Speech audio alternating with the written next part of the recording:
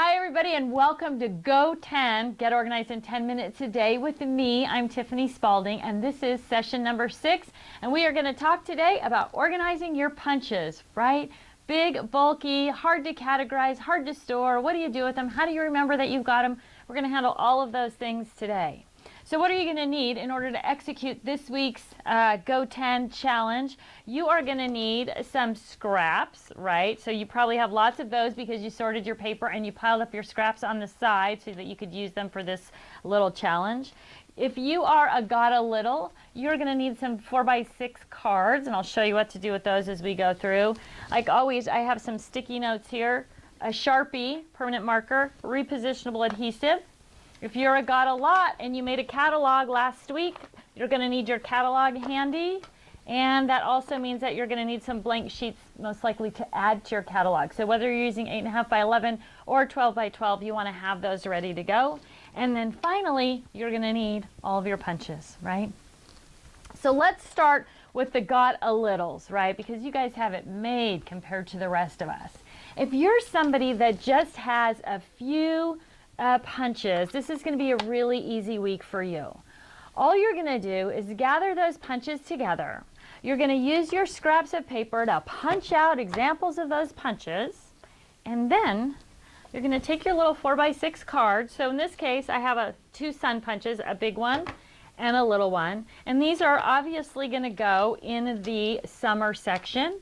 Now, if your brain is so inclined, you might also put these in the travel section if you always travel to sunny destinations. So that could be an option for you as well. I'm just going to put them in summer though. So what I'm going to do is I'm going to punch out one of each of these, which I did using my handy dandy scraps here.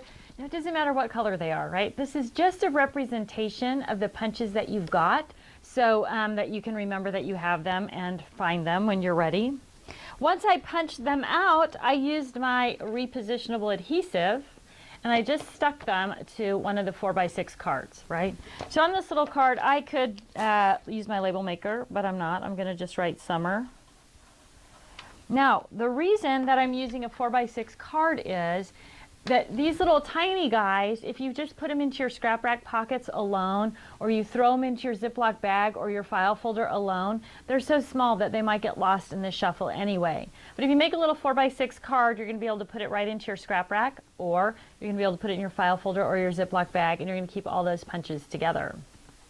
If you stick them on there with repositionable adhesive, there's a big benefit, because if you're taking your summer section with you to a crop or a class or some sort of an event, and you want to see if that punch would fit on a page, you can just take the punch off because it's repositionable adhesive, lay it down on your layout, say that's the perfect punch for me, and then you'll know when you get home that you can actually use that punch rather than having to haul all of your punches with you. So I made my punches. I'm going to number each of the punches themselves. So this is going to become punch number 1.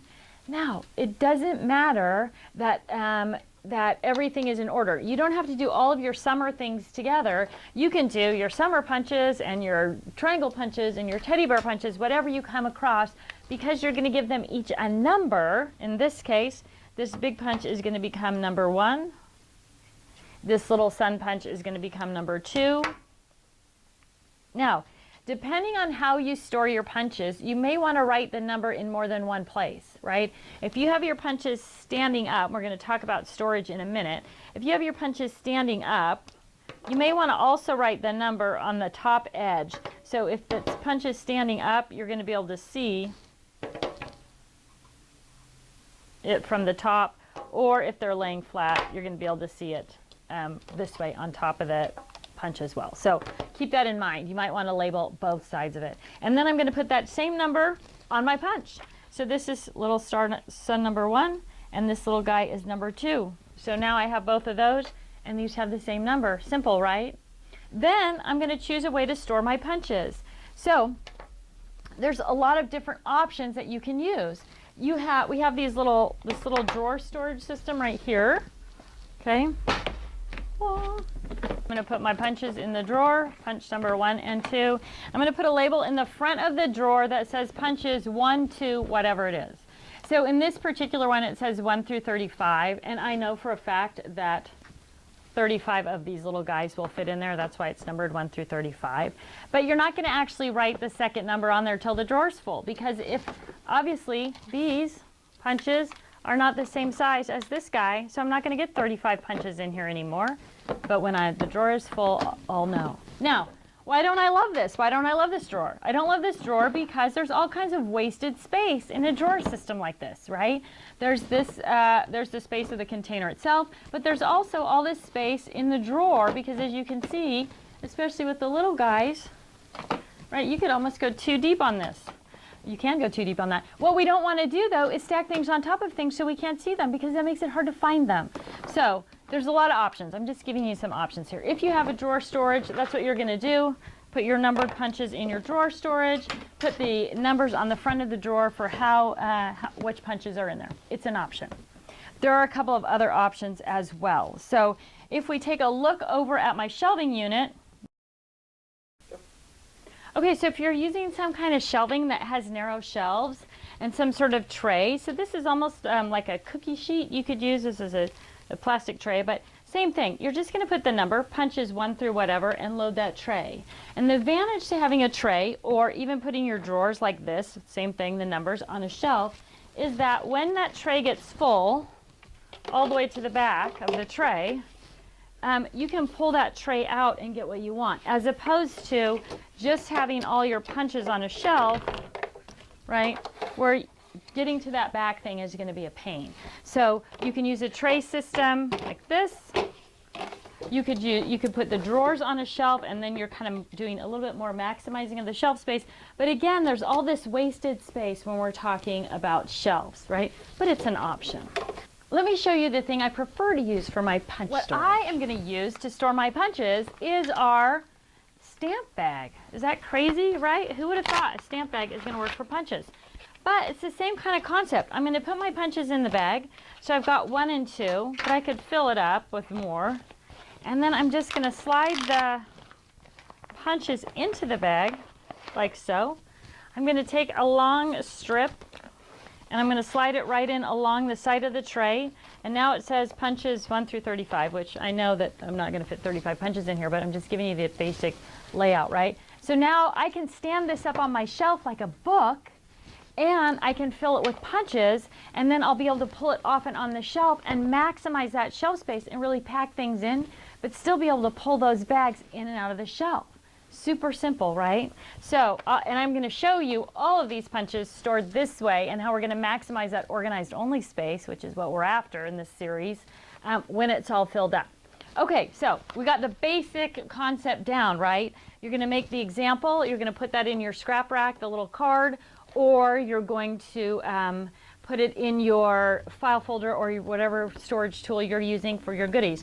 But if you're got a lot, what are you going to do, right? You have that big fabulous catalog going. You're just going to add right to the catalog. So in this case, I have the summer section that I'm coming up on here. Winter, spring, summer, fall. Here we are in summer. Now I'm going to punch out those suns.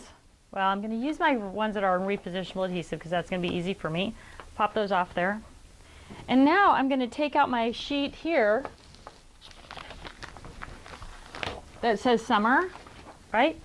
And I'm just going to add those suns right to that sheet. So now not only do I have my summer stamps, but I've got my summer punches, and they're all in the catalog on one sheet. So if I'm looking for a summer stamp, I might go, hey, I also have those summer sun punches. That would be perfect. Stamp is, the punch is still going to be numbered 1. It's still going to be in the drawer or the bag or the tray, numbered 1 through whatever it is, so I know exactly where to go to find it. Now, if I was going to put these suns in travel, I would just punch them out 2 more times. I would go to my travel section of my catalog, and I would add them into the travel section, same numbers, same punch, right in the travel section. I'm ready to go, right? And then I'm going to put them away the same way. Whatever storage tool I'm using, whether it's the drawers or the trays. And Karen just mentioned to me that she got some great trays at the restaurant supply house that are those really heavy banquet or cafeteria style trays, and those work really well because they're heavy and they're fairly inexpensive. So if you're using a tray system, that might be a good place for you to take a peek and see if you can find something. Punches get really heavy, so you want to keep that in mind. That tray is going to weigh about 15 pounds once it's loaded up with punches. And I know that because when I loaded my Stamp Store and Go bags, they were 7 pounds, and that tray is going to be about twice that size. So I didn't just make that up, right? Okay, so you're going to add those punches to every place that they might work in your catalog. Now, if you're one of those got-a-lots who's doing 2 catalogs, a master catalog and a catalog in each section, so in essence, you would have a summer page in your master catalog and another summer page in the summer section of your scrap rack. Remember that because you want to punch out 2 sets of the suns, put 1 in each thing as well, right?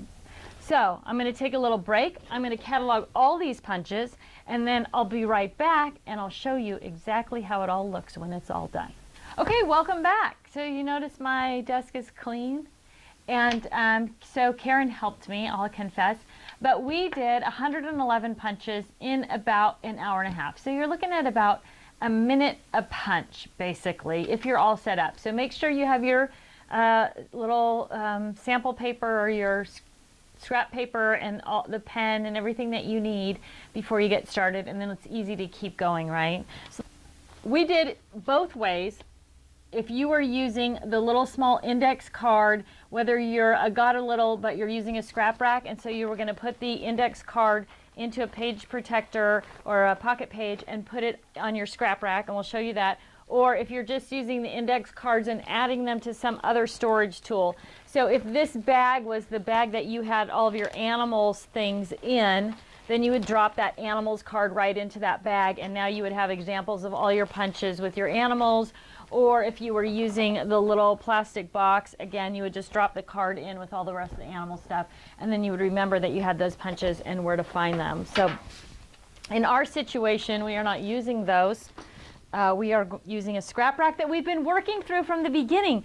If you haven't been part of following this along from the beginning with the organized only space, you'll definitely want to go back and watch those steps in the organized only space and see how it evolves, because we're really going to see some changes today. Way 1, got a little, got a lot, you're just going to add to your calendar, to your catalog, excuse me. You made the catalog last week. Now we've added a page for animals right into the catalog, so we have all the animal punches there. Here's something that people often have questions about: borders, backgrounds, and shapes. We just started a page and called it borders, and we put examples of all those border punches there. You can see that each of the border punches has a number. Now, a little tip when you're doing this, when you're punching out the border punches, make sure you leave enough room around the punch that you can actually put the number or punch right on that little border. So you see I have the little numbers there. Borders, and then we have all our shapes. Another little tip when you're doing shapes, circles or squares, go ahead and measure that square and write what it is: 1/2 inch square, 3/4 inch square. Same with circles. And that way when you're trying to create something you need a particular size, you know exactly what number punch it is. You're not grabbing the 3/4 punch and the 1/2 inch punch and having to measure them, because you know by the number that you have the right punch. Just a little tip for that. Same thing, punching out corners. So we did a shapes page that was corners. We have little corner examples there of what those corners are going to look like. Now, if you have tiny punches, so you can get a picture here of this giraffe or the paw print, use the negative as the example, right? It would be almost impossible to stick that little paw print pieces down in the right formation, and the giraffe is really skinny. So we just use the negative. So a couple little tips there as you're going along. Don't be afraid to use the negative as that representation. And then as we flip through, we're going to get, oh, we found another piece of paper here. I didn't put this back. Pop that back in. Let's get to the winter page, where we can see that we added a bunch of snowflakes and the corner punches. So the corner punches have snowflakes on them. So I put them in the corner, and I also put them in winter. So they might pop up in either place. Now, then we took all the punches and we put them in the Stamp Store and Go bags over on the organized only space. So let's take a look at that now. So I'm going to put my catalog back in the middle here, kind of right next to my stamps, right? We did that last week. And also, I'll take some pictures. I went through this week and I added in dividers and labeled those dividers. I'll take some pictures so you can see now that we've got alphanumeric, themes A to Z, all the things that we've been talking about. And if you remember, I was just using sticky notes with everything. Well, now I've got enough stuff in there that I went ahead and labeled all the dividers. On these two shelves, these are the two drawer systems that I had those 111 punches in. They took up two shelves, and there's plenty of room around them and on the top of them, so a lot of wasted space with that, right? Well, then we converted them all over into the Stamp Store and Go bags, and let me show you what that looks like. This first bag punches 1 through 23. I'm just going to put it on the shelf, and then I'm going to add in the rest of the bags as we fill them up. And you can see now I'm creating a library of punches that's super manageable, very visible. So you can see I just have a variety of sizes and shapes in there. And now I've got all 111 punches stacked up on the shelf, just like a library. I can just flip through, grab the bag that I need, and I've freed up that entire other little cube below. So our organized only space has gone from handling empty spaces and empty boxes and an empty scrap rack to now that we've got lots of supplies, paper, punches, even our back stock is in there right now. It's probably not going to stay there though, right? So this week you're going to make that next big addition to your organized only space of your punches, however method you're going to use to store them. But the Stamp Store and Go bags are going to work great for you and really condense things down into a super easy to manage area. You'll be able to take control of all those punches. Thanks so much for tuning in this week. I look forward to talking to you again next week when we do Go-10, Get Organized in 10 Minutes a Day, number 7.